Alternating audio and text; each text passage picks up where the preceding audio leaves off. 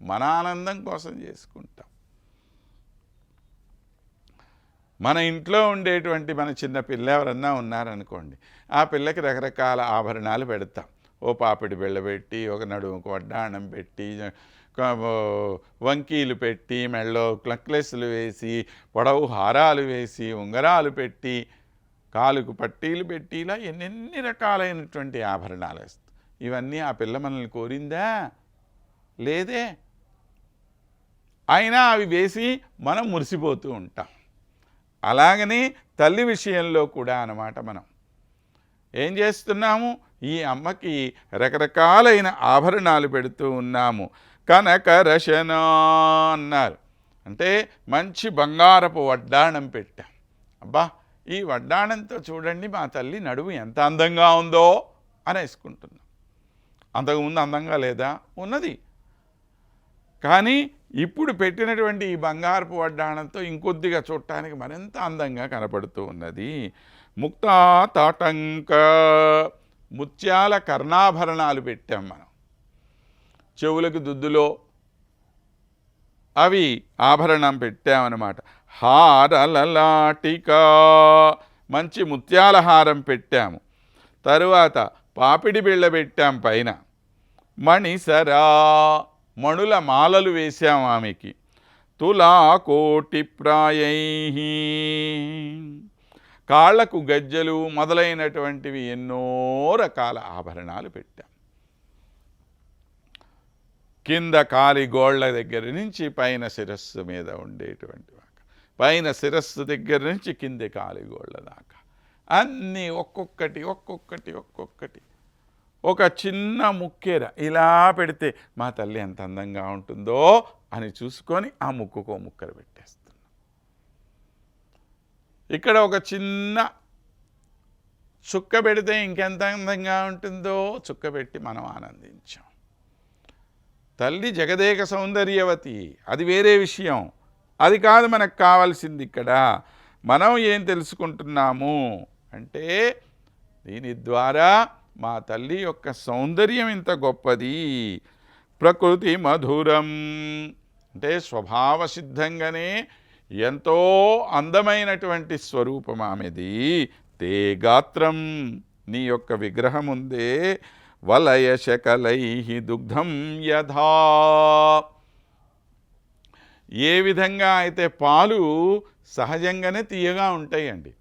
ఉత్త పాలు తాగేసేయచ్చు, దానిలో మనం చక్కెర కలపాల్సిన అవసరం ఏం లేదు. కానీ చక్కెర కలుపుకున్న తర్వాత పాలు తాగితే ఎట్లా ఉంటుంది? ఇంకాస్త మధురంగా అనిపించదా? అలాగనే సహజంగా సౌందర్యవతి అయినటువంటి మన లక్ష్మీదేవి మరింత సౌందర్యవతిగా తాను కనపడాలి అనంటే, దానికోసం మనం ఏం చేస్తున్నాము? ఇంకాస్త అందమైనటువంటి రకరకాల ఆభరణాలు తీసుకుని వచ్చి ఈ ఆభరణాలతో ఆమెను అలంకరిస్తున్నాం. అలా అలంకరించి పుష్పై కల్పలతా యథాచ, ఇంకా ఎలా ఉంది ఈమె? ఒక కల్పతీగ, కల్పవృక్షపు తీగ అంటాం కదా మనం, ఆ కల్పతీగ అన్నమాట ఈమె. అంటే కోరిన కోరికలన్నీ తీర్చేటువంటి తీగ. సాధారణంగా అసలు కల్పవృక్షం యొక్క గొప్పతనమే మనకు తెలుసు కదా. అమ్మవారిని వృక్షము అని చెప్పి అనం, మనం తీగ అని చెప్పి అంటాం. కాబట్టి ఈ కల్పలత కోరిన కోరికలన్నింటినీ తీర్చేటువంటిది. ఇక దానికి ఇతరమైన ఆభరణాలు అవసరమా? లేదు. కానీ ఉంటే ఇంకాస్త బాగుంటుందా, బాగుంటుందా? ఇప్పుడు ఈ కల్పలతలో అన్ని ఆకులే ఉన్నాయి. ఆకులుంటే మనకేమి, ఇంకేముంటే మనకేం, అసలు ఆకులు లేకపోయినా మనకేమి? మన కోరికలన్నీ తీరుస్తోంది కదా అది. కాబట్టి అది గొప్పదా కాదా? ఇంత గొప్పదనం దానికి ముందు నుంచి ఉన్నదా లేదా? ఇంత గొప్పదనం ఉన్నటువంటి ఆ కల్పలత, దానిలో 4 పూలు పూచేయి అనుకోండి, అప్పుడు అది చూడటానికి ఇంకెంత అందంగా ఉంటుంది చెప్పండి. అదేవిధంగా మన తల్లి యొక్క గొప్పతనం కూడా కేవలము ఇక్కడ ఉండేటువంటి ఈ కొన్ని చిన్న చిన్న సౌందర్యంలో ఏవైతే ఉన్నాయో ఆ సౌందర్యాన్ని వర్ధం చేసేటువంటి ఏ ఆభరణాలైతే ఉన్నాయో ఆ ఆభరణాల ద్వారా మరింత ఎక్కువగా పెరిగినట్లు మనకు అనిపిస్తూ ఉన్నదన్నమాట.